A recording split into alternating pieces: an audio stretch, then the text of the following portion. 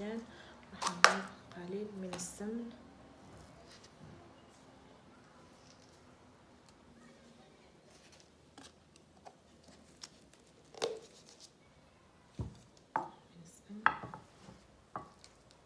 نضيف قطع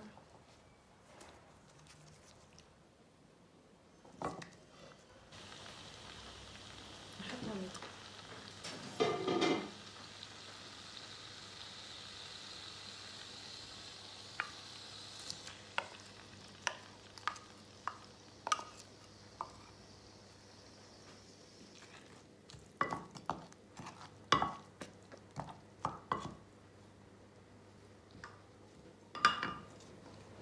دائما مع توابل أبو بران ذات جودة عالية راح نستعملها في الطبخة ديالي. ملح، فلفل أسود من مطاحن أبو بران، عود قرفة، قليل من الزعفران،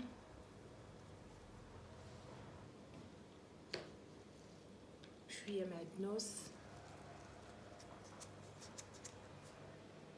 وراح نقلي كلش مع بعض.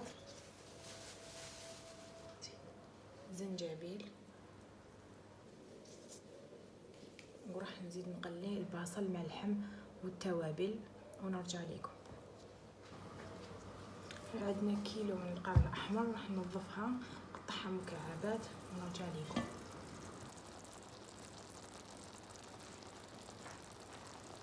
هنا بعد ما تقلى لي اللحم تاعي مليح مع البصل، انا واش راح نزيد؟ راح نزيد حوالي ملعقه كبيره من ماء الزهر، زهرة البرتقال.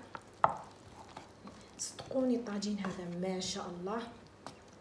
والحاجه اللي زادت له البنه هما توابل ابو بران، يعني صدقوني زادوا لهذا الطاجين واحد البنه يعني ما شاء الله. هنا راح نمرق بسم الله. هنا في الغلاف راح نضيف